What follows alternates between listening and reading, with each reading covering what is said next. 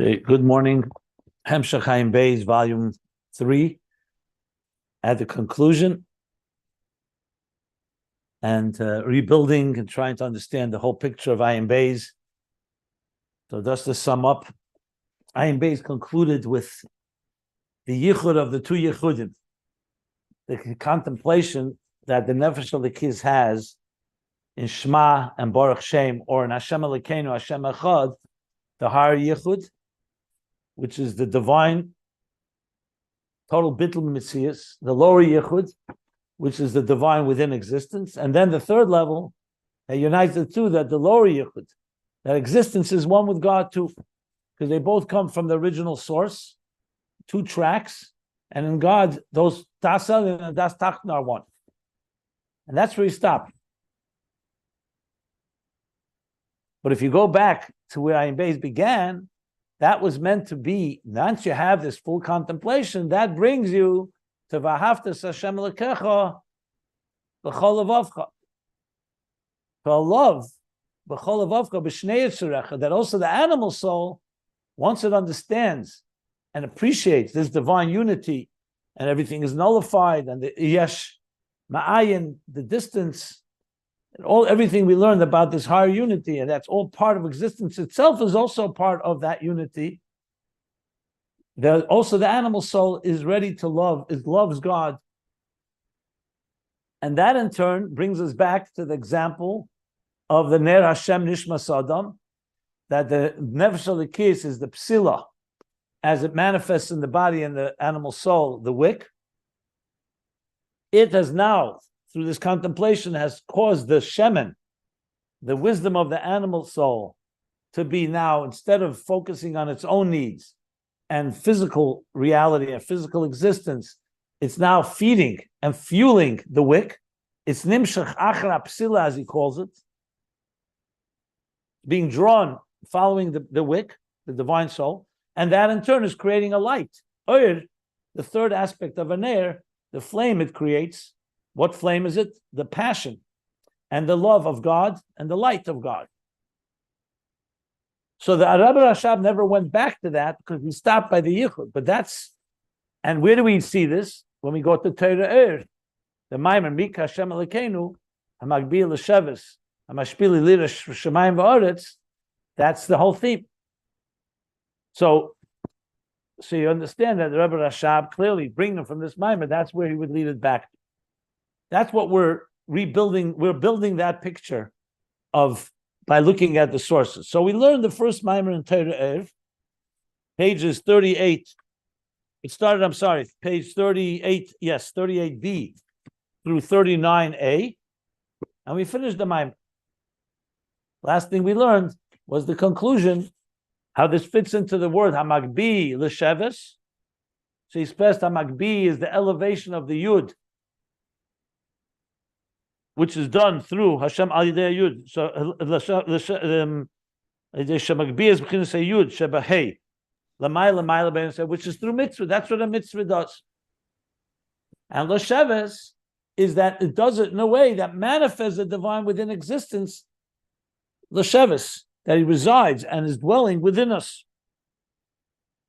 That's the halah yidei mitzvahs mamata l'mayla. The second part of the verse is Torah. Mashpili lires. Torah is amshacha from the top down, which is amashpili. He's bringing it down.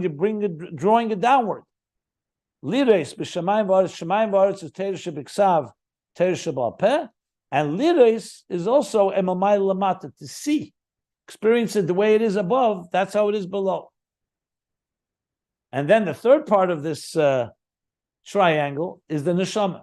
The neshama is Shema Yisrael.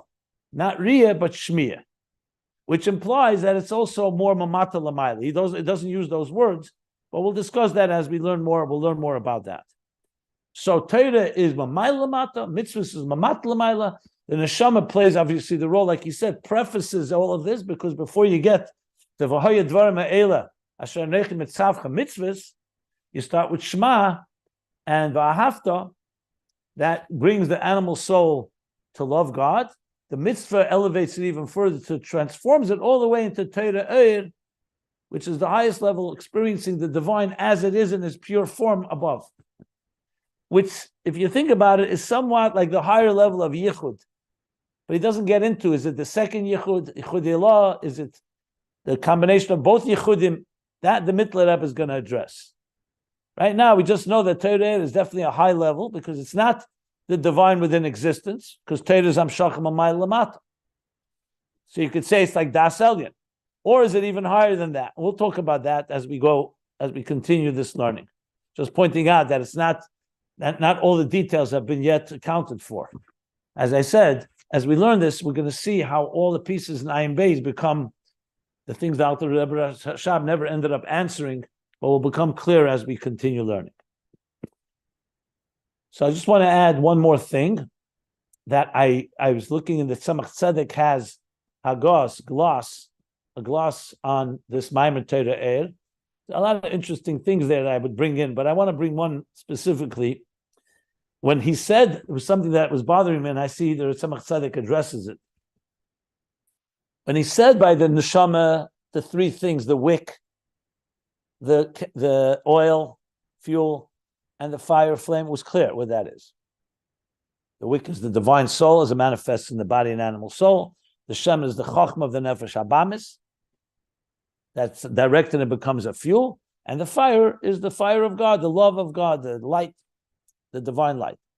When it came to mitzvah, he didn't do it quite that explicitly. He began by first explaining what a mitzvah is, levush.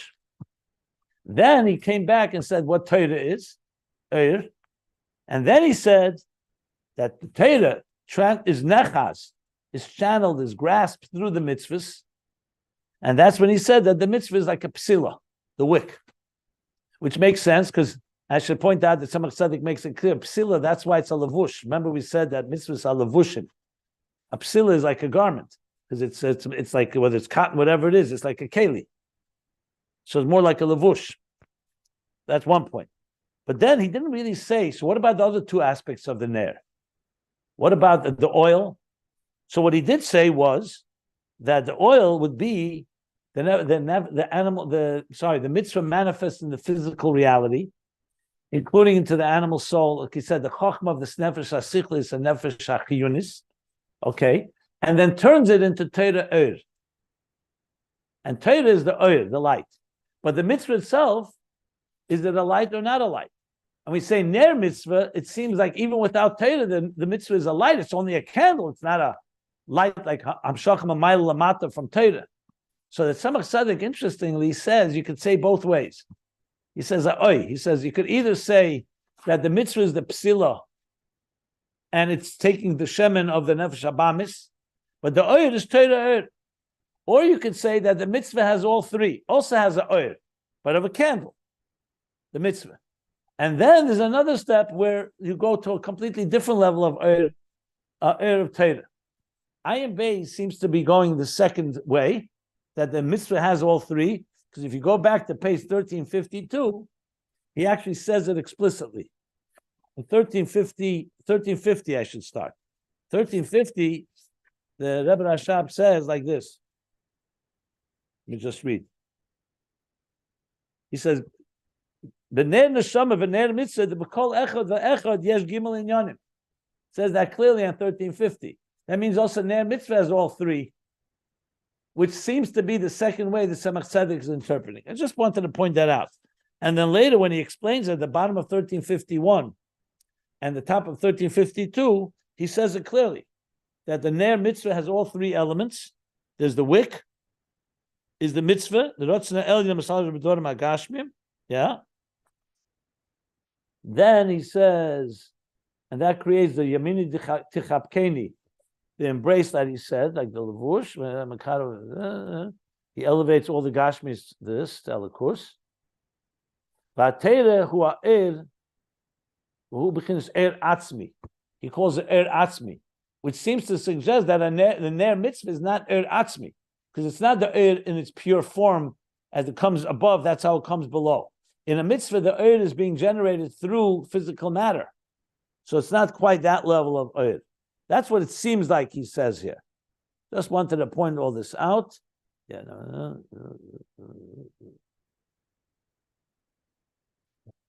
Okay. unless someone has questions, I'm ready to go now to the next section, which is a beer on the Maimer that I mentioned. The Alter Rebbe said the Maimer. This was Chanukah Tov Kuf Samach Zayin, pointed out, which would be the equivalent of 1806, probably the end of 1806. And then he said a beer on the Maimer. And that's what we're going to learn next. Any questions? Let's start with that.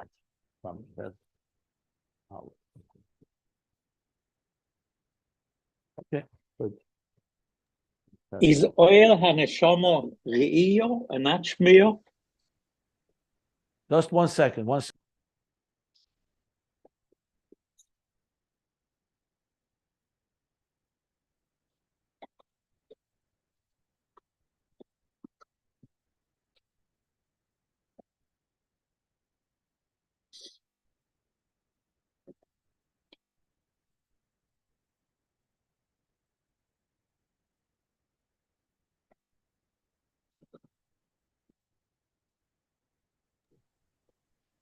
Sorry, go ahead, Zeb Shlomo. Yeah.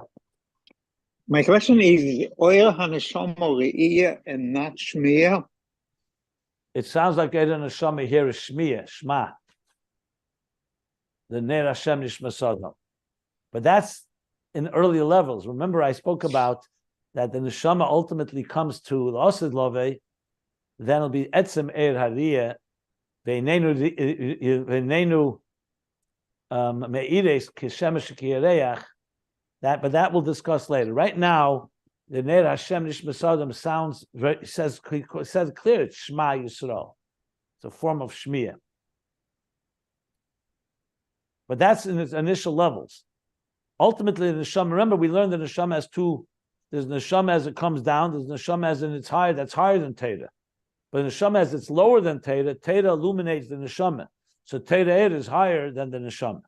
But then there's how the Neshama is higher than Teda. But with that, we haven't gotten to yet. You understand what I'm saying? Yeah. Yeah. But without the mitzvah, we cannot reach the Torah Ohr. You also can't reach even what a mitzvah does. Torah for sure not. But mitzvah also, the makifim that a mitzvah leads, what he called it. The mitzvah for sure adds to a mitzvah also adds to neshama, and Torah adds even more. Yeah, it's correct what you're saying. But I just wanted to say it's 2 steps. Okay. But at the same time, he is saying that we must have the oil and neshama. We have to makdim sein. Yeah, that's for sure. Yeah. Remember, if you don't have a neshama, you don't have Torah mitzvahs. Torah can't teach itself, and mitzvahs can't be performed without a neshama. So keep in mind that this pashut Torah mitzvahs are more instruments; they're tools. You always have to have a neshama because the neshama is the one that's performing it. If the neshama doesn't come down lamata, the Torah mitzvahs can't do anything in this world on their own. Yeah.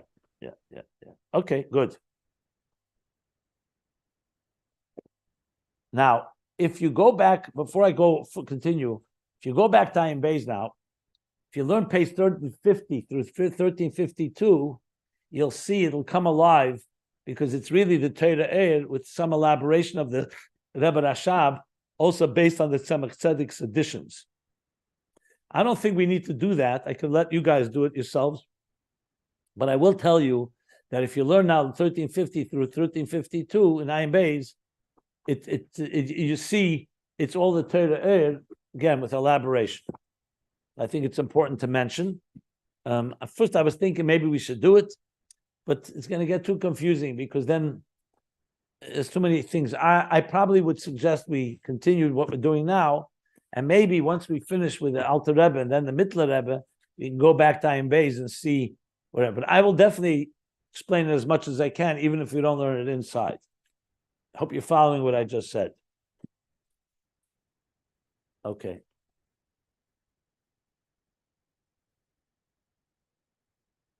What's interesting is that the Rebbe Rashab began with Ner Mitzvah, Ner Hashem, the 3 things of Ner. Then he went into V'nir li Levayed, the whole thing with Er Hariyah. And now you start seeing how it's all coming together, because you see how the Rebbe, Alter Rebbe mentions Riyah here. Very short, but he mentions it at the end of the Maimon.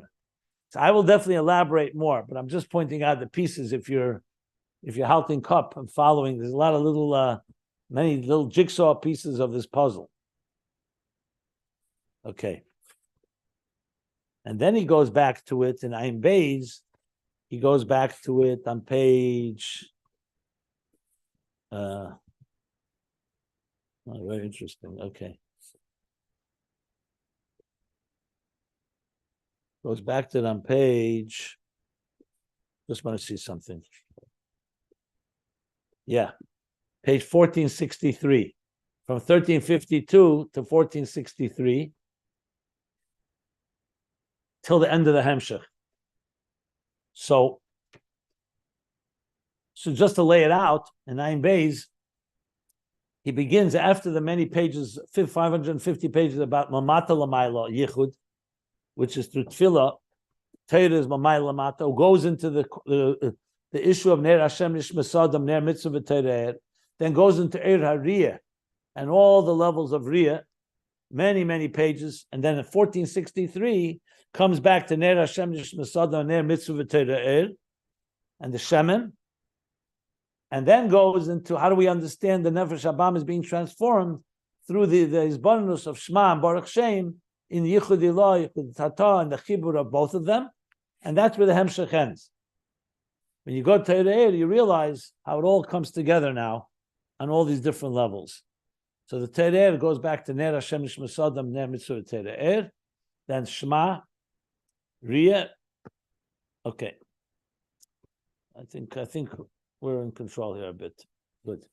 So now, did he touch upon the topic of sequentiality? Like, I don't remember, so forgive me. But is there any sequence? Which one? Which sequence? Was there any? Is there any statement or implication that you have to engage in mitzvahs in order to properly learn Torah and draw down from Torah? That you have to first engage in mitzvahs. I don't. No, he didn't. He didn't. But no, he didn't. Okay. Not here. Maybe earlier in Ein Beis. Definitely not in this section. Okay. Simon, he did say it. He said that the Torah is the Seidoson, the Korn with Seidoson is in the mitzvah. Is that what you're referring to, Yitzchak? That the Torah is Seidoson is mitzvahs. That he said. I think, yeah, I know. That's why I'm asking. I think he's suggesting it's a prelude. No, that he said explicitly. He said that explicitly. Yeah. Also, by the way, also in Ein Beis he says those words, that the Ikar Yesod, the Ikram v'Yeseidoson of Torah is mitzvahs. That's what you're asking? Well, in a sense, it sounds like he's saying you need to be engaged in mitzvahs as a prerequisite to properly. Oh, I thought you Torah. meant the yeah. He said explicitly. That's right here on 38D, the top, the middle paragraph, the first two lines. Dehine era Torah hazen nechaz u'mischaber b'mitzvah. Ikol ha'Torah shelefneinu hein tesh b'dadan ikram v'yeseidoson u'mitzvahs. That's what you're. Yeah, that for sure. He said. I didn't know that's what you meant. Fine. Yeah. Thank you. Yeah. Well, mitzvah is apsila, is the wick that manifests in the physical reality that transforms the physical and turns it into Torah Ohr. Right. That he said explicitly. Yeah. That's what you're referring to. Okay.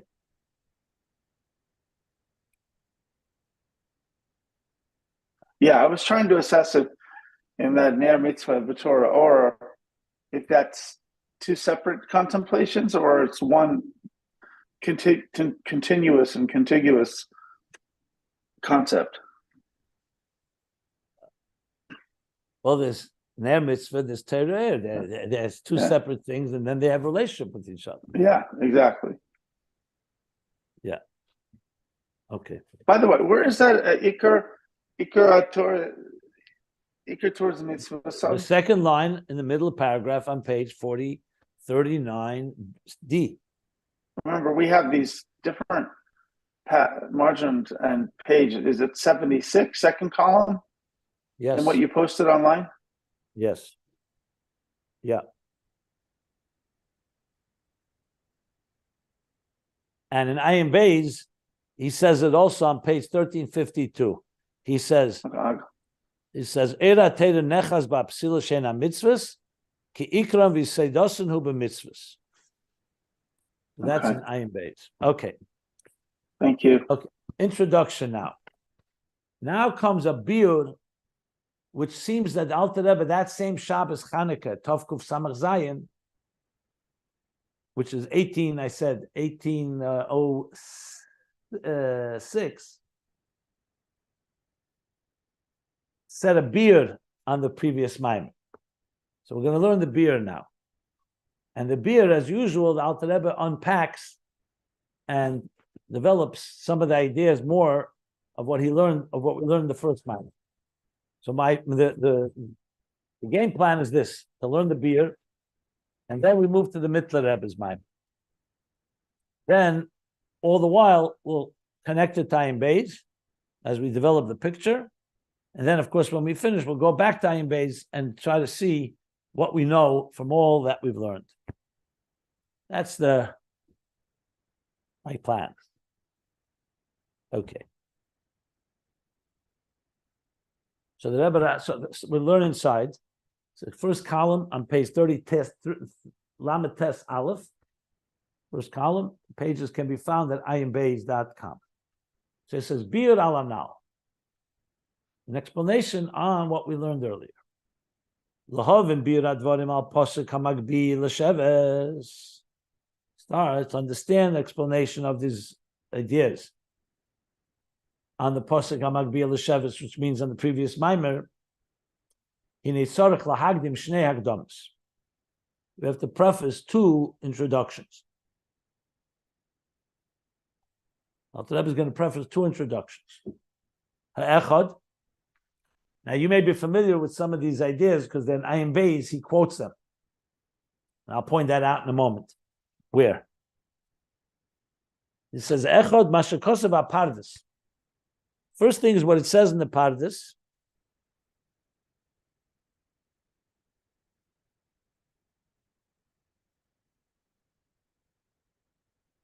That what?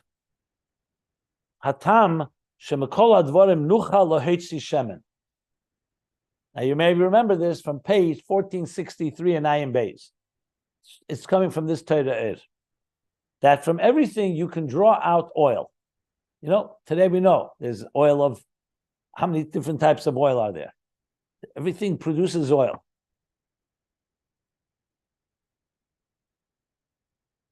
The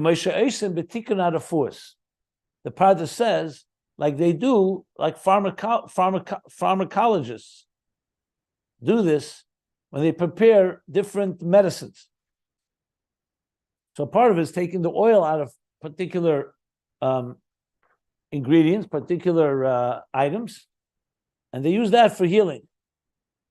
So what does he say? What's the reason for that? Why does everything have oil within it?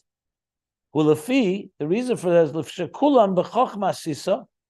because everything was created with Chochma. God created everything with Chochma. And Chochma is the level of Shemen.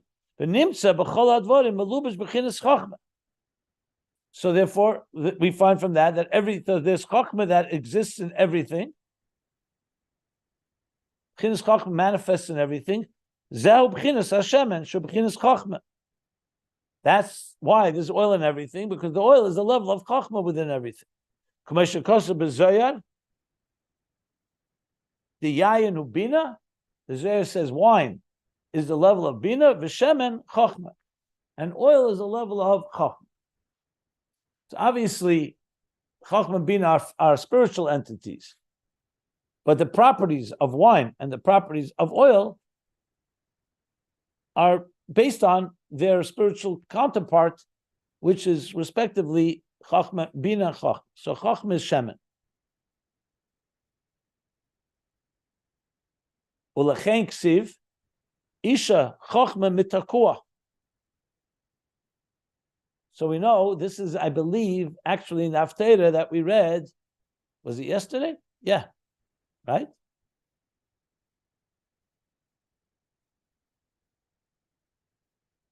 So there's a Isha Chachma, there was a wise woman from a city called Tekoa. So you see here the word Chochma connected to Tekoa. So he says, Ki Tekoa alpha l'shemen. I think it means it was a city where they produced oil, if I remember correctly. But I have to look it up. But bottom line, he brings that. I don't think in Ayin Beis he quoted that. No, he didn't quote that. Let me just see.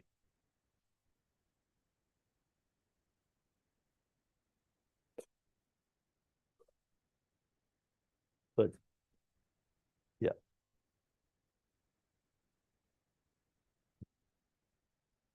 V'hinei, Alter Rebbe continues, Shemen HaTeiv, the Shemen HaMishcha, this he did say also in Ayin Beis. In Ayin Beis on page 1463. So in Shemen itself, there are levels. There's Shemen HaTeiv. It's an expression in the pasuk, Shemen HaTeiv, fine oil. The Shemen HaMishcha is the oil, anointment oil. The oil used when they anointed a king. So he says, those levels of oil, Shemen HaTeiv, Shemen, Hu b'chochma d'kedusha, she'be'eses sfiras alyenis. They are Chochma of Kedusha in the 10 higher spheres. That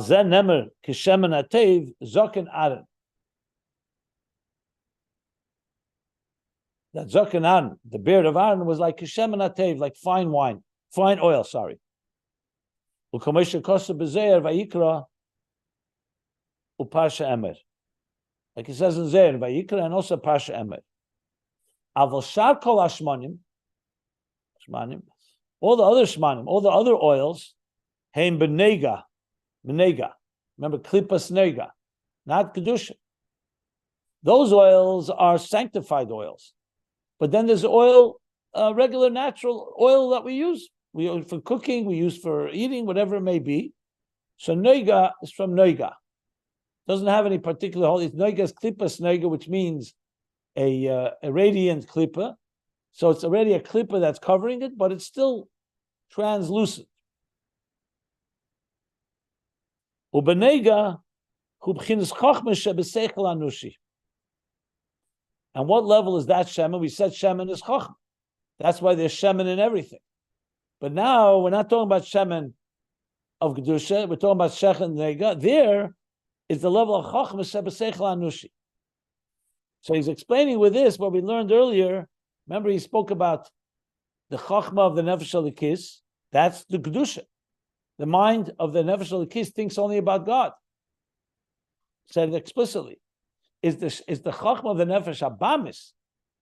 That's human intelligence, but it's still called shemen. Later, he would explain that shemen is then harnessed. That's by Ner Hashem Nishmas Adam, and it feeds and fuels the nefesh halikis and v'haftas Hashem elkecha b'chol levavcha. So that's the first Hakdama. So what did he really add? He added that, explaining a little more about why oil can be associated with animal soul. Meaning because oil is the level of Chochma, and therefore the animal soul is Chochma, but the problem is initially the animal soul's Chochma is about its own needs. And the goal is to turn it into a flame, into a candle. That's the first Hakdama. We'll soon see how it comes together as he explains it. So this actually is quoted, some of this in Ayin Beis, page 1463, which only reinforces again that Ayin Beis is so much built upon these Maimarim. You see it, the Maimer, the beard of the Maimer. As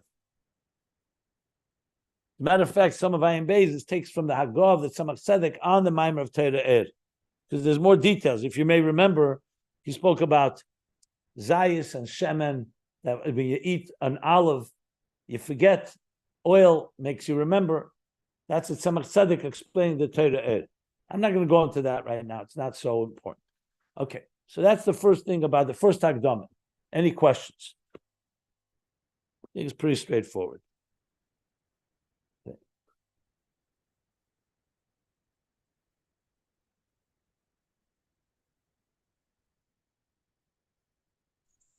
The Rebbe says that. I'm sorry? The Rebbe said that shemen is found in everything because Chochma is involved in everything. Everything has oil in it. But Bina is only yain. Yain is a very singular commodity. It's not found. It's very rare. So, it's only in grapes, unless the Rebbe has a different understanding there. So if you're going to use, if the Rebbe uses the analogy, so obviously there has to be. What's the My question? question is, Bina seems to be very much rarer characteristic. It says kulam b'chochma sisa. It doesn't say Right. kulam b'bina sisa. Right. So that would mean that it's to have Bina is very exceptional.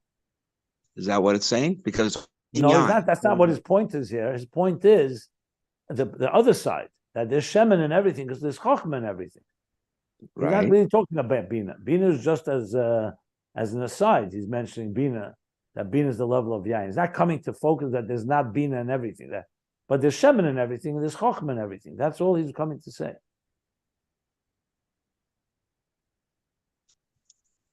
It's not an analysis of oil and wine. He's coming to explain it's analysis of shemen being in everything. That's what he wants to say.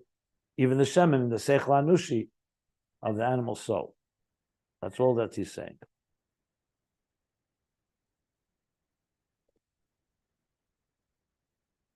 Okay.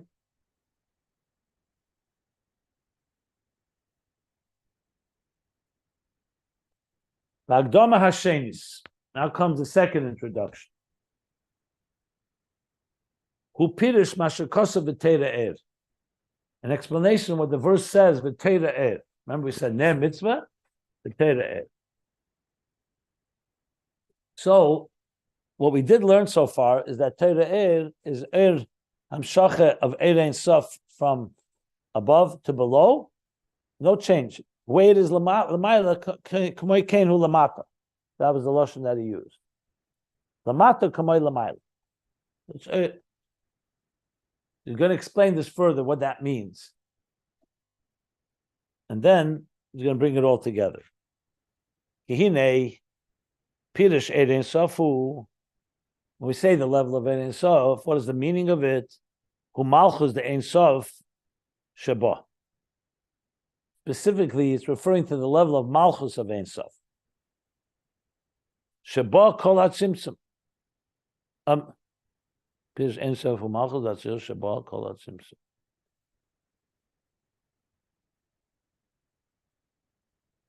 That the entire Tzimtzum Hanisker B'tchila Sefer Eitz HaChaim, which is the Sefer Eitz Chaim from the Arizal, from Reb Chaim Vital, that whole Tzimtzum, where did it take place?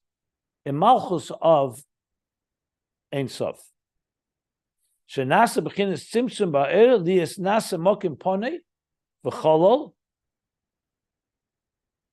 Then that level, there was a Tzimtzum, a concealment in the light, that relieved an empty space, mokim ponei v'chol, and a hole.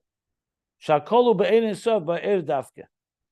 All that happens in Ein Sof, dafke in the Ohr. We'll see where he's going with this. Like we've learned a number of times, let's say the teacher, when he has to teach a student and his own brilliance is fully, his whole consciousness is consumed with his brilliance, so he makes a tzimtzum. But where's the tzimtzum? It's not in the brilliance. It's in the most lower dimension, the outer dimension of his mind, is where he creates a tzimtzum, where there he can be able to then condense and transmit to the student after the tzimtzum. So he leaves space. So it's not the whole Ein Sof that tzimtzum takes place. The tzimtzum takes place primarily in the bottom of Ein Sof, so to speak. Bottom meaning the lower levels of it.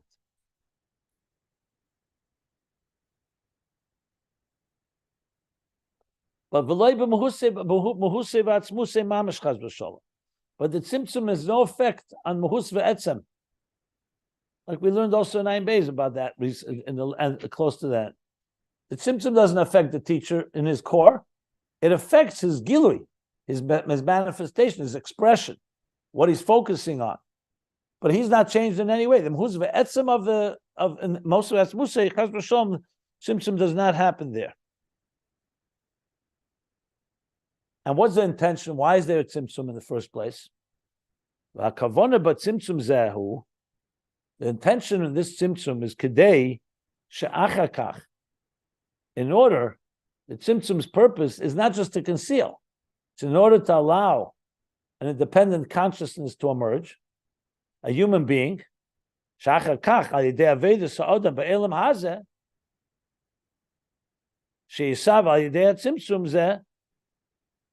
intention is that afterwards, through the Avedis Adam, a person in this world that was created through this Tzimtzum, because without the Tzimtzum, the world could not have been created. The divine consciousness encompassed everything. So the kavanah is that through Avedis Adam, through this Tzimtzum, Yumshach Liyas Gili Malchus the Ein Sof K'Makeidim Shenivra. That we, through our Aveda, should draw down that Malchus of Ein Sof that was concealed through the Tzimtzum, that it should shine in our existence. So initially it's concealed, and through our work we draw down and we fill the Chol Lamokim Poni with that Ohr Kedem HaTzimtzum, the Ohr of Malchus of Ein Sof. And it should be K'Makeidim Shenivra, exactly as it was before Shenivra. In other words, God concealed himself. Our work is to reintroduce God into our existence, exactly as it is before existence came into being. Like he said, Lamaila Kamayla Amata Kamayla Maila. Pirush, that means Kamoisha Eru Kedem HaTzimtzum Kach Yemam Shagil Lamata Shaloi Yastir HaTzimtzum Klal. That the Aveda achieves this, that just like the Ohr exists, Kedem HaTzimtzum, when it's completely within the divine reality, the teacher before he did any Tzimtzum. Now, it shouldn't remain concealed or partially concealed. It should, through the person's work, like the student expands his containers to the point that he can now, Gili Lamato will be exactly as it was before, as if the Tzimtzum doesn't conceal at all. As we see, a student, as he grows, at some point he can come to understand the teacher entirely. But that doesn't happen in day one. So that's what he's saying here. So what is Eid Ein Sof? Teda Eid Ein Sof, Machzor Ein Sof, with is the Tzimtzum, not in Atzmus Muhus, not in Muhus V'Atzmusei. And the Kavanah is that afterwards, through Aveda, we should draw it back down that Ohr. U'kamoisha Kosav, the verse that he brought. That's Kedem HaTzimtzum, right? Malchus Ein Sof Kedem HaTzimtzum. Yeah. And now he brings, like the verse he brought on 38D on top, U'kamoisha Kosav, Ani Rishon v'Ani Achrin, I am the first and I am the last. U'mibilodai ein elikim. What does that mean? That I was there before creation. That's and so before the Tzimtzum. Ani Achrin, I am there afterwards. But I want mibilodai. Besides me, there's no Tzimtzum. There's no elikim. That's your avodah, to make sure that you feel that divine unity and equanimity should be felt also below in existence.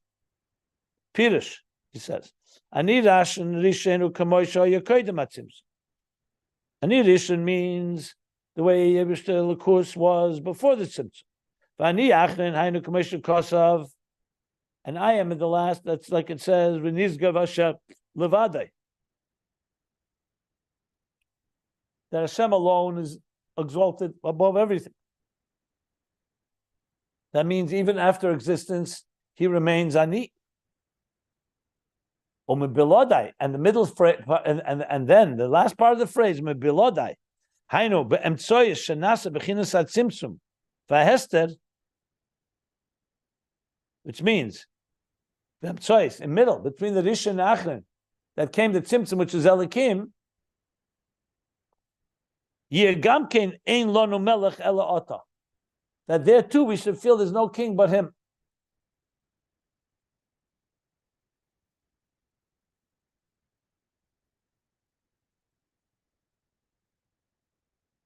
And on the fourth line, on 39D, we stopped when we learned it. What did he mean when he said mebilodai? He says the hainu b'emtsoyis b'shas b'ris elam ye'erein so baruch hu nimshach lamata she'nim bitla elam b'metziz k'mei kodim shenivra. There he just said b'emtsoyis b'shas b'ris elam. Now he explains b'emtsoyis means the tzimtzum. It's not a contradiction. He's just explained. Hainu b'emtsoyis shenasa b'chinas tzimtzum. V'hesti yegamkin ein lo nemelech ala ota. Sheyeh gilui habitl shelo yeh hester v'helam. Should be the gilui of the bitl of existence should be completely absorbed within the source. There's no hester, there's no tzimtzum, there's no covering, there's no concealment and no covering. No covering and no concealment. Okay, so that's the pshat. What he added here was the tzimtzum. Before he didn't mention tzimtzum, he just said, that's Torah. Now he said, and that's what Avodah does. But how do you do this? How can you bring, if the whole existence is predicated on a tzimtzum and a concealment, so you could say you bring some Ohr into your life. But how could you bring it to the level that you can mamish bring it exactly as it was before the tzimtzum? So he says, that's through Torah. The Avodah Adam he referred to is our work with Torah. Since Torah is Torah Ohr, and Torah is a manifestation Mamayil Lamata from Alakus before the Tzimtzum. So when we learn Torah and we embrace Torah after the Tzimtzum, Torah becomes the tool or the ability to draw of Ein Sof pre-Tzimtzum into existence post-Tzimtzum. V'zeu Torah v'Torah. And that's what the verse means when it says v'Torah Ohr. Shemamshe b'chinas gili Ein Sof k'meikedem at-Tzimtzum gam la'achar at-Tzimtzum. You draw down the revelation of the infinite divine light post-Tzimtzum just as it was pre-Tzimtzum. That's what he's adding here, which frankly is mamish the theme of Ayin Beis, especially in volume 2. How does a post-Tzimtzum reality experience a pre-Tzimtzum consciousness? Mamish talked about that. And that's what he's saying, through Torah Ohr.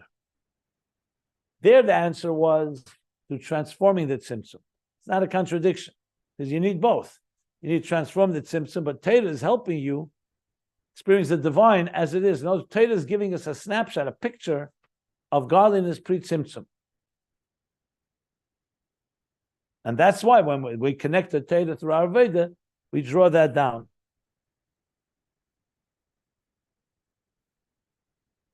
Now he connects it to another thing. Remember, he spoke about Rabbi Yehuda. Rabbi Yehuda learned Torah. So he said, remember, he said, Masnisin Malkusa. V'zeo Masnisin Malkusa. The Masnisin is compared to a queen, to Malchus. Hamshachas Gili Malchus the Ein Sof. So before he just said Malchus like a melech, not like an Eved that learns Torah and receives from Torah, but a melech who is what did he call it? Malchus is Gezer Mitzav La'atzmei. He's the one that commands it, because he's like the Shechina. He's like the Shechina Medaberes Metegleni, a seamless channel of Torah. So now he adds, why is it Malchus as queen kingship? Because it's Hamshach of Gili Malchus of Ein Sof. That's what Torah does. Hamshach of Gili Malchus of Ein Sof ha'eir shalamayla ma'tzimtzum. That's the light pre-tzimtzum. That's why it says Masnis and Malchus, the Malchus of Ein Sof. Okay. And now he goes back to also Rabbi Yehuda. Excuse me. Remember earlier he said that Rabbi Yehuda is Perosa Menose like Rashbi, and that's why he didn't need to daven. Through Shema, he was able to draw down that alakus through Torah. And now he's going to elaborate a bit more about this. Like, in other words, why did he bring about Rabbi Yehuda? We see here the Alter Rebbe is taking ideas that he spoke about in his earlier mimer and developing, explaining it more, expanding it. V'zeu inyan Rabbi Yehuda kula tenuya b'nezikin. Hava, we learned that his whole tenuya, his whole learning was focused on specifically the laws of damages, nezikin. V'yapotem in atfilah, and he was absolved of davening, not Shema, but davening in general. Lefisha b'ishtalshus heim b'chinas helen v'hester, because ishtalshus, as we learned, is in a state of helen v'hester, concealment. You've established cheshach, darkness, as your hiding place, so it's covered up. The zekoy alei savus b'chinas hakeser. This is referring to the service of Chesed, which is a superconscious state that's concealed. Ki ha-Chochma nikra Ohr. Shu b'chinas Gilui. Chochma is the level of Ohr, and Gilui, the level of Gilui. K'may shekosav Reishis Chochma, Reishis ha-Gilui. We say Reishis Chochma, the beginning of the Gilui. V'ha-Kesher shelamayla min ha-Chochma v'eina meir mizgala nikra etzleinu b'shem Cheshach. And Kesed, which is higher than conscious wisdom, it's super, and it does not radiate and reveal itself. It remains, so to speak, in the superconscious state. Nikra etzleinu b'shem Cheshach. Lefi she'eina musik. For us, it's called darkness because it's not understood. We don't understand those superconscious forces.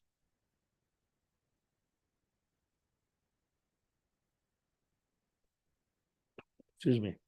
So what is he saying? So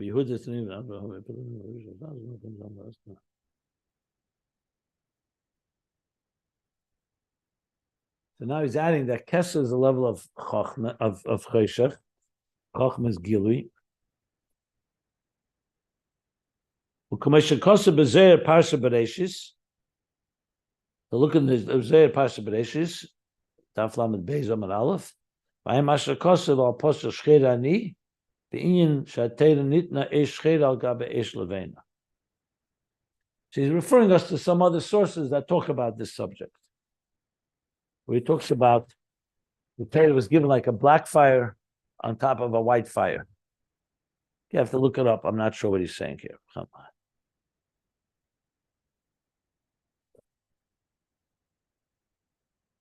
So Torah Ohr is a Gilui. Kesed is a Chochma. Kesed is higher, it's Cheshach. V'gam l'chein nikrach Kesed Cheshach shu helam le'erein sof. That's why Kesed is called Cheshach, which is the concealment for Erein Sof, the Tzimtzum, like he said. V'chochma helam ha-Kesed.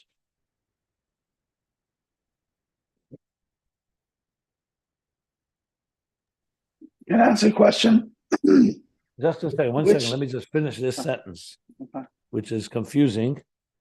She says, Chochma is going to Helam Le'erein Sof. So it's a Helam Le'erein Sof. So one reason it's called Cheshach because we don't understand it.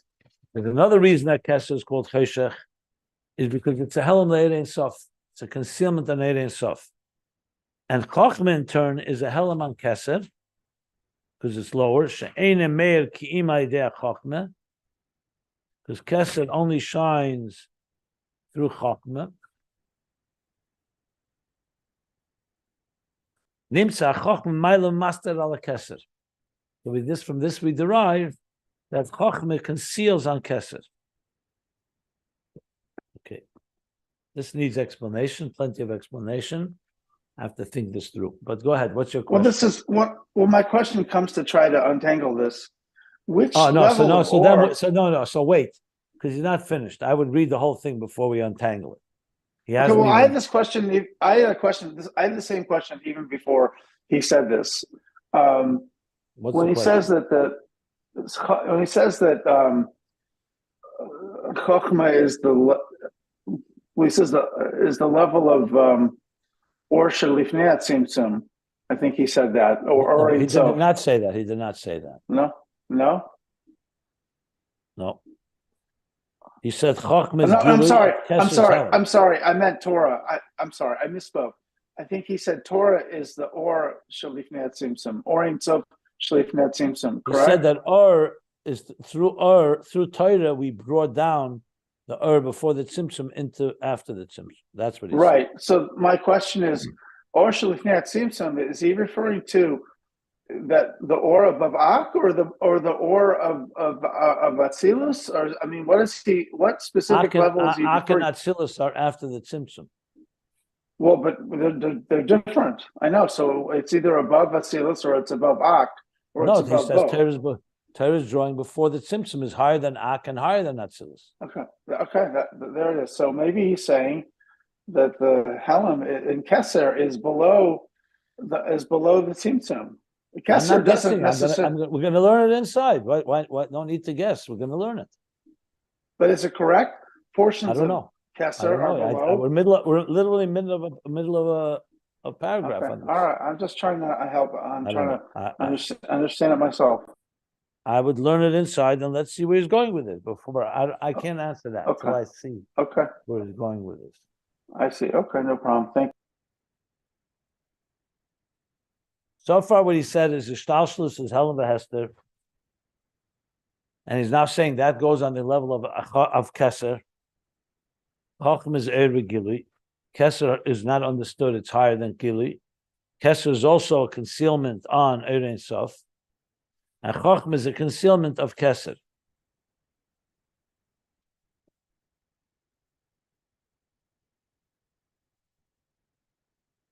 Question is how far we go. Let me go a few more minutes.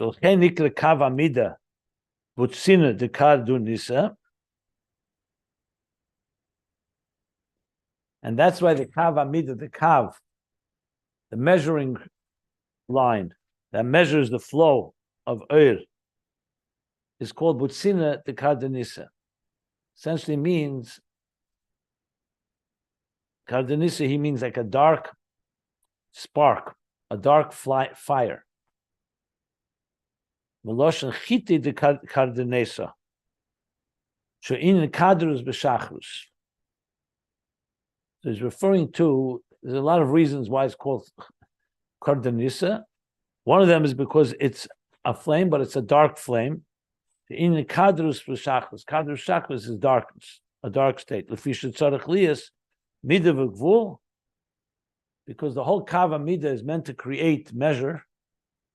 So how do you create measure when you're in a world of beyond measure, bli gvul? You need the darkness. Ad kam b'chinas chochma. So as soon as Kesser is going into Chochma, that means something's being concealed. Because it's becoming Chochma means you have to conceal on the intensity of Kesser. So Kesser conceals on Eir Ein Sof, and Chochma conceals Kesser. Ba'at kan b'chinas bina. And then Midah, the Kava Midah continues and said, and here's the boundary level of Bina. Shekol zeh cheshav v'lei eir. This type of hierarchy, this type of distinctions indicates on a concealment, not on light, not on gili. Aval oir hu gili habitel is Eir Ein Sof lamata kamei lamayla matzimtzum. Eir, on the other hand, is a gili of the bittel that Eir Ein Sof should radiate below like above. There's no gradations in that sense. As it is before God, how God sees it. The tzimtzum is only in relation to the world, to the recipient. And that's why Torah does this. That's why he's going back. That Rabbi Yehuda, who was called Torah, v'hainu dafka idei Torah. Megala mukes minechesh. That's why Dafka Torah reveals the depths through the cheshach. Makim koresicha havaya. He's going into the depths. Ki Torah b'chinas chochma shenimshachas b'malchus Ein Sof. There's Torah's chochma that comes from malchus of Ein Sof. Shehu b'chinas moiches timah. 1 second here. Interesting. Where's this parentheses end?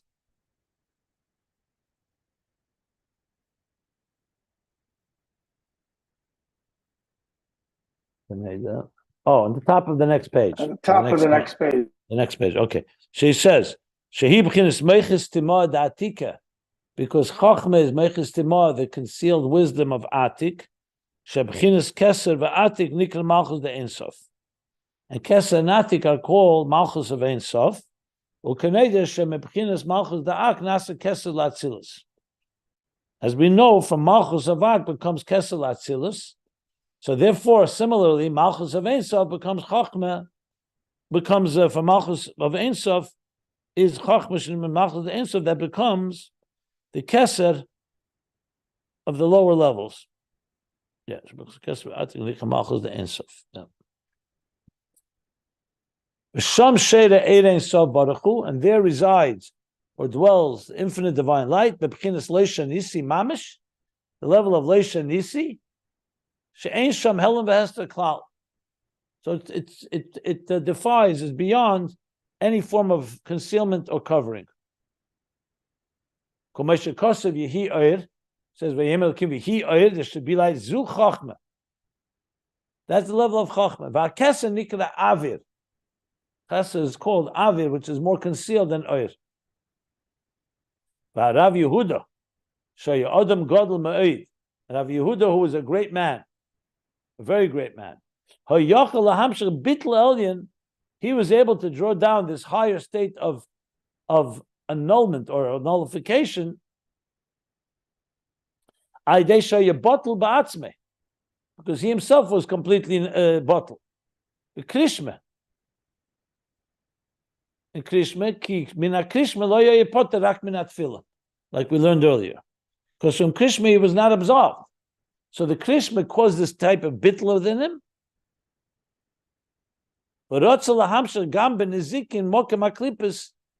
And he wanted to draw, since he was the one that taught damages, he wants to draw that achdus into the world of Nezikin, the world that he learned, the Nezikin of damages. Mokem HaKlippas, the place of klippas, because Nezikin damage is only possible with his klippas. So he wanted to bring it down there. Let me see something. Yeah. So that's why he brought this. Chitzenim lahafrid. He wanted to bring it down there. Shem Arba Ovis Nezikin. Those are the four main categories of damages.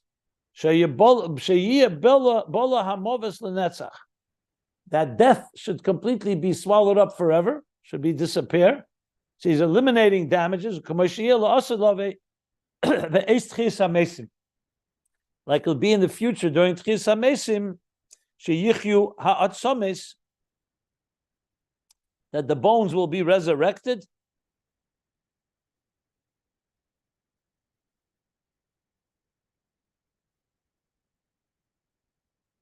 The next word is v'yikarim aleim oir ubasar. Yeah. And he would then dress them up in oir and basar, flesh, skin and basar and flesh. Kamashakosov gabe atzom is the Yecheskel, like it says about the bones, that Yecheskel saw those dry bones in the valley, and he revived them, he resurrected Gashmis Mamish. And nevertheless, even though it's Gashmis Mamish, physical world, he's drawing down there a level of life that they're nenim is Yivashchina, benefiting from Yivashchina, without eating or drinking. Why? Because he's able to draw down this higher level of bittul to godliness, mamish and gashmis. That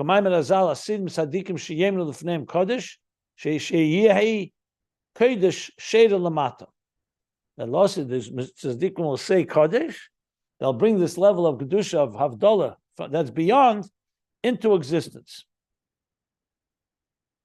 That's how the Torah was of Rav Yehuda and Rav Shimon Bar Yochai. Their entire business, their entire involvement was Torah. The Torah was completely submerged and completely subsumed in Le'erein Sof. And it was not them that was speaking Torah, the words of Torah, the word of God in their mouth, like we learned earlier. And that's what we meant earlier when we said, like that Masnisin mission is like a melech. Why? Like a melech that commands, not like a sheyesh b'chinas evet shalemid kadei sheyeda rotzen b'gzeres hamelech. There's the level of a servant who's a recipient. He's learning in order to know what the will and the decree of the king is. Then there's the melech himself, that he himself is the one that's decreeing. He's the source.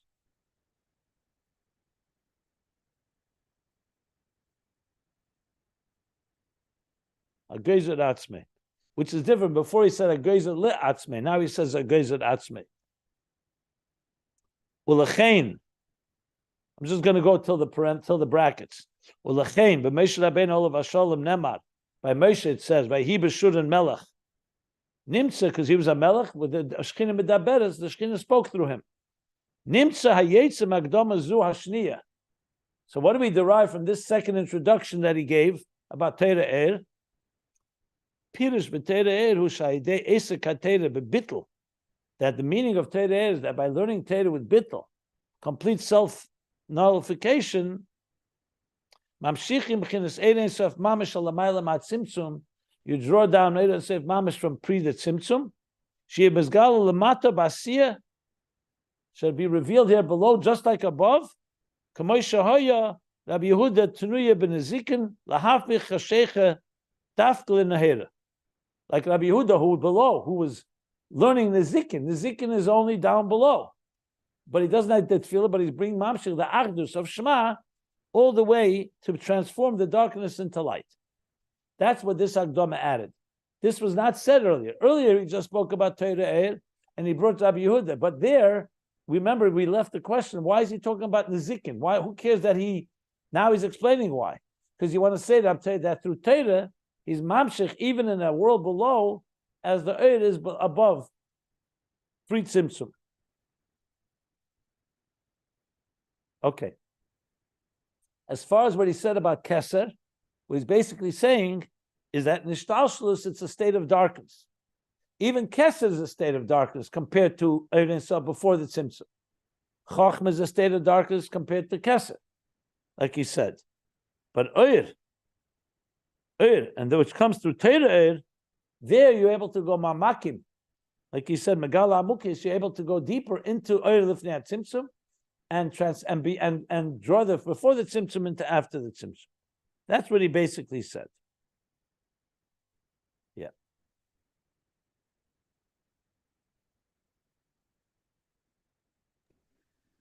So what is this level of? These are two Akdamas that he gave to explain the previous mimer.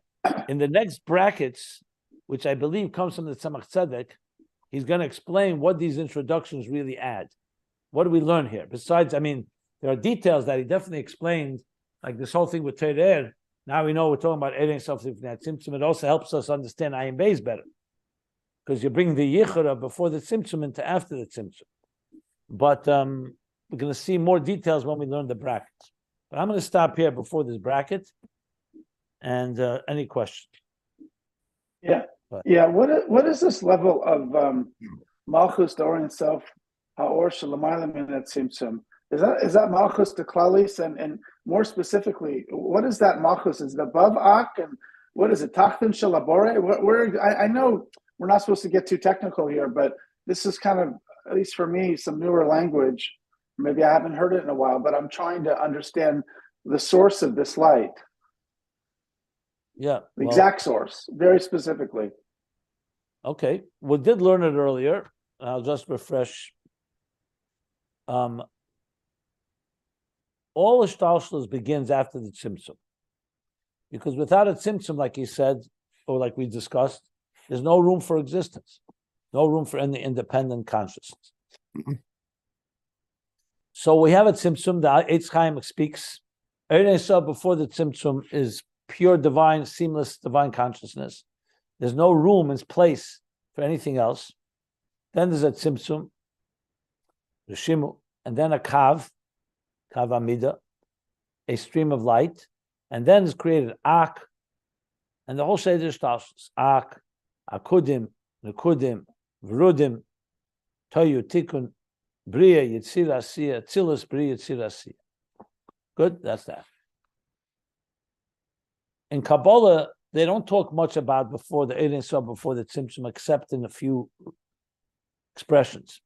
Chassidus elaborates, because since we want ultimately a unity with before the Tzimtzum, not just after the Tzimtzum, so Chassidus starts revealing that before the Tzimtzum, even though there are no real levels, as I've discussed many times, it's only relative and it's only for us to speak about it, but it's like in the artist's consciousness, how he's preparing to create a tzimtzum, how he's preparing to create existence, but it's all within him.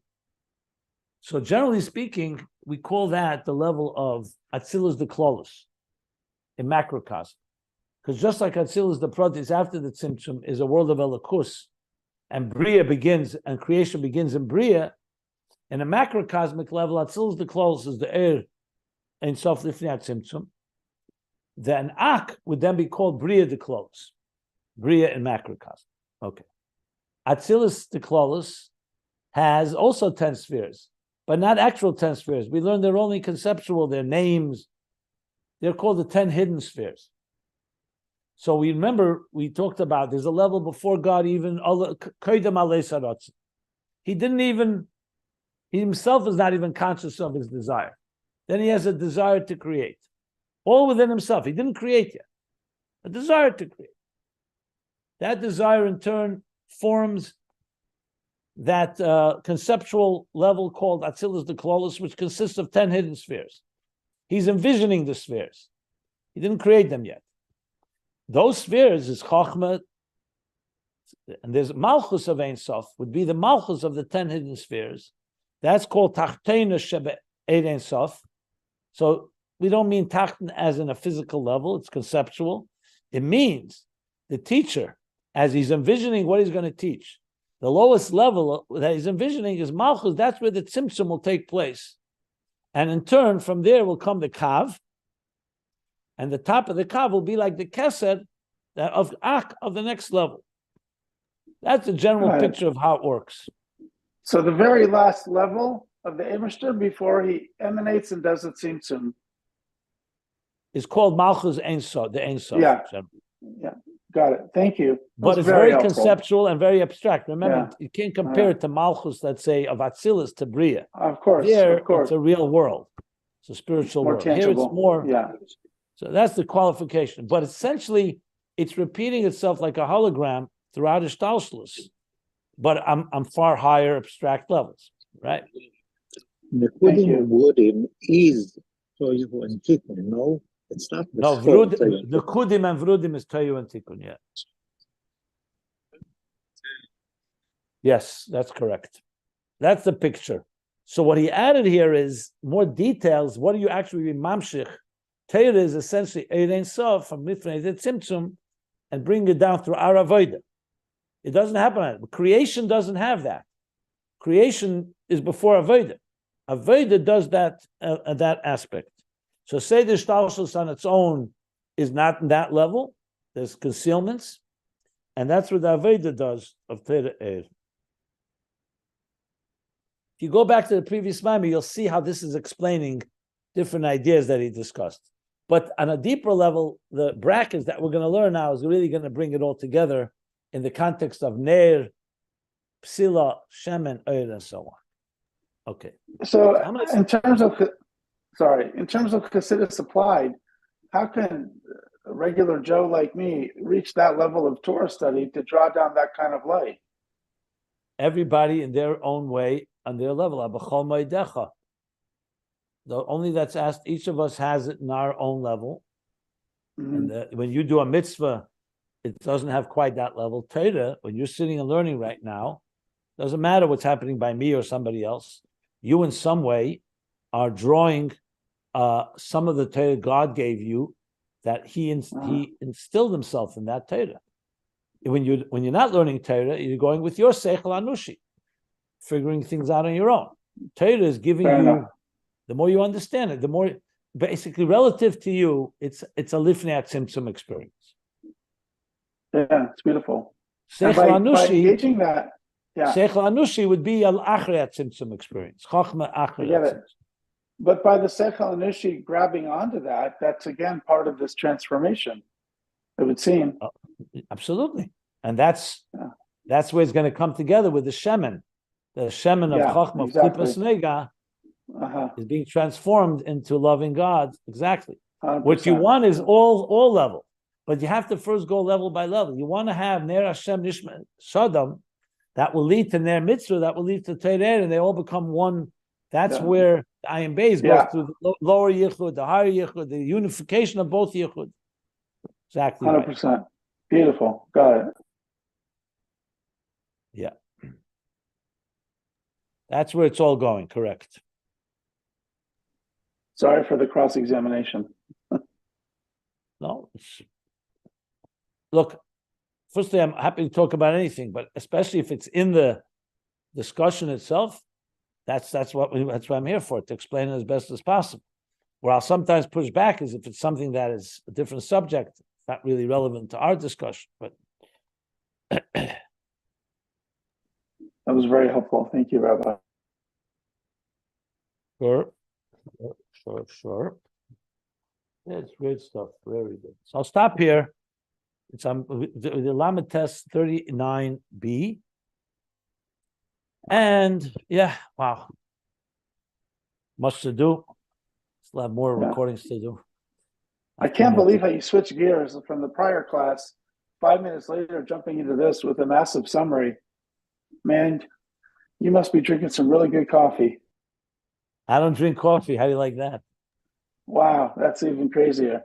Lots of adrenaline, lots of good stuff. Adrenaline is good word. Adrenaline is right, that it is. Adrenaline. And, it's like swimming the waters. You swim these waters. He said before when he explained about Torah Ohr that this is changing the Kashmir Seichel, which is really shekel, and it brings a new reality in a human understanding. So now we understand it even more, the Torah Ohr. Yeah, and we're going to understand it even more than that. He's going to explain it even more. The next bracket is very Yesodistic. Very nice, Rav Shlomo. Thank you. Yeah, absolutely. Look, at the end of the day, what you want is that Seichel Anushi, what began as limited human intelligence, should be one in the third level of Yichud with Atzmus, mamish like Chochma Satera. You see the extent where this is going to go? That Seichel Anushi is going to come to realize, I thought, it's human intelligence when it's on your terms, but you're going to realize that itself, Atzmus also wants. Yeah. Unbelievable. Yeah. If academia started getting a taste of that, we'd have a different universe. Very different world. Very different world. Yeah. Well, a video I made, I just made a video. It's not out yet. It's going to be a what happened to morality in the world of academia. That'll be very fitting, very suitable. Yeah. It died at the foot of the false religion of humanism. Exactly. As soon as they decided that they don't need God. Yeah. Yeah, it's mamish the independence of how do you say it? Aniva Apsiod, is that how you say it? The extreme of utter selfishness, yeah. Yeah, yes, exactly. Yeah, Aniva, I am God, basically. I am God. Yeah, it's hard to believe we're in the same academic mindset as pre-World War II. Wahabdil, but it's not really Wahabdil. When I was on the conference today, I had a thought. In our currency, it says in God we trust. But it doesn't say that on our credit cards and our wire transfers and all the other ways we transfer money, cryptocurrency, etc. So it could be, just a thought, maybe we got to get in God we trust everywhere because everyone's getting paid and they're forgetting about God. And it only remains on our physical currency. So most people don't hear God anymore because who uses dollar bills? Very Just true. a thought. That's interesting because there's a whole movement in the West to have a cashless society. So how do you put the equivalent of in God we trust in a wire transfer, in a Zelle, in a Cash App, or other credit cards? I guess in the message part of the Zelle or the message part of the Of course, it's in the heart, obviously. No, but if you had it as a as part of the Because the transfer, Rebbe in the memes, He kept saying that. He says, of all the things, the symbol of materialism is money. And the only currency on earth that has the word God is the United States. The Rebbe read a lot into that. That's like the basis of real success, is when you realize that even money, ultimately God is the one that gave you these blessings. Take away God, what happens next? You could give a whole share on that one, by the way. I could. Did you bring it up? Yeah. No, Yeah. it's developing as we speak. Yeah. You could, Alavai, you could encrypt all that digital stuff. The encryption itself could have some version of "In God We Trust," and that's how you would know it's authentic. Because a lot of this digital stuff does have encryption. So, but I don't know how you get that in there, other than a speaker named Mike Johnson, who everyone's making fun of now because he believes in God. God forbid. Yeah, I remember when they made fun of Mike Pence because he wouldn't be in a room with another woman if his wife was another woman. Yeah, this is so sad. You've got a good man. I don't know much about him, but this new Speaker of the House of Representatives seems to be a good man. And everyone just can't miss the opportunity to make fun of him because he's too religious. It reminds me of a guy that was by the Rebbe in Yechidus, and he was very upset that his son was getting frum. He was like a very top student in the university, etc. So the Rebbe says to his son, father, if the fact that your son becomes more religious and more committed, you'll know that he'll never steal, he'll never murder, he'll never do anything wrong because it's against God. Aren't you happy that you can have that guarantee? Why would you be upset at that?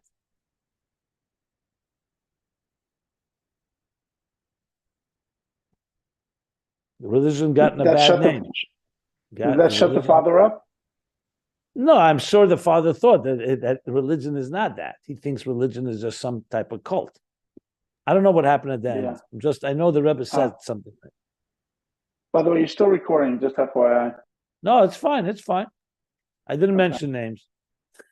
Oh, well, I was doing politics. I apologize to my classmates and to the world. Didn't mean to do that online. We're trying to elevate politics into shemen of klipa that becomes part of the V'ahavta Hashem Elokech, right? Yeah, wouldn't it be great if this nations, Sechela TV would come and be interested in godliness as a nation? Right. I have a few things I must do today. I have to do a few more recordings. So I'm the learning again is in honor of all our good, dear military in Eretz Yisrael and all the men, women, and children there. Hashem protect them all. Hashem yishmer tzeschu be'echa me'atav ad elam le'yonim v'le'yishin Hashem Yisrael, and protect Jews everywhere. And we shall, I don't want to say overcome, we shall prevail. Yes. Yeah, Yachad Netzach, because that's the saying in Israel. I prefer Netzach Yisrael le'Sheker. I know, but just from what I'm hearing, the little I'm hearing that's leaking out of there, it sounds good.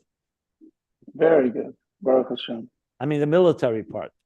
I hear you. It is. I hope they trap them like in a rat hole, those tunnels, shut off one end, and that's do what you got to do without cameras. That's the way to do it. There's some issues with momentary pauses that seem to be allowing whilst still fighting. Explain to me how that works. But that's what's coming out of the BS idea of this world. It's like ridiculous. Yeah, it doesn't make any sense to me.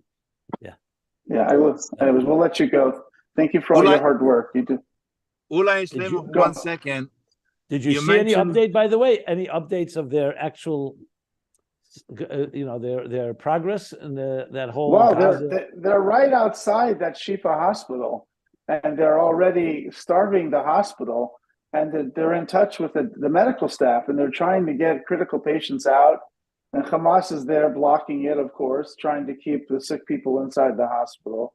But they're at that point where they're trying to save lives, and I don't know how they're going to carve it up, what they're going to do, but they're in the heart of it. Yeah, which country on earth would do that? They'd bomb that damn hospital from head to toe, and And goodbye, Charlie. Call it a day. Yeah, exactly. Well, it may come down to that. We'll see. But that's just the beginning. Then we got to deal with South Gaza. I don't know how they're going to do that. Now that we packed another million into where there was a million. I do feel, by the way, I don't know if you agree with me. I feel even in the media and America, some things that backfired what Hamas did. You know, people are not. I don't think they have growing numbers of supporters. They have their supporters, but I think I don't know. I just have that sense. Maybe because more and more of the images of what they did that day, October 7th, have come out. I don't know. Rabbi Jacobson, I want to add 2 points what you spoke this morning before the share. You just mentioned about in God we store stock and we have it on the dollars and not on the transactions that we do today online. The basis of the United States was honest and truth, and money was not the avodah zorah of the generation. It was a mean to get to places. Today, money became the God, and in order to bypass the official lines, they made all those ways to be able to steal behind the back of government. So this is not real money. This is stolen money. It's not in the real money. It's only if we could ride on it. In God we trust. That's one point. The other point is the lady asked you, what could we do about it? Tachlis, as they say, Torah Ohr in plain language. He explained a different way. It answers my question when a reporter for CNN, I think it was CNN, asked the Rebbe by Sunday about dollars, what's the message from the Rebbe about Mashiach? Increase goodness and kindness. Yeah. Goodness and kindness. In a way, it sounds like, it's a haros gedreht. The Rebbe got out of it. But the point, when it comes to a goy, what a goy could do is mitzvahs. The mitzvahs of a goy is goodness and kindness. Exactly. Torah and Tefillah, I don't know if it applies to a goy. Tefillah maybe yes, and that's why the Rebbe was so insisting of moment of silence, which is the union of Tefillah that a goy could also have. Right. Just a little observation of what you said. No, I appreciate it. I appreciate it. So let me just first of all finish the recording. So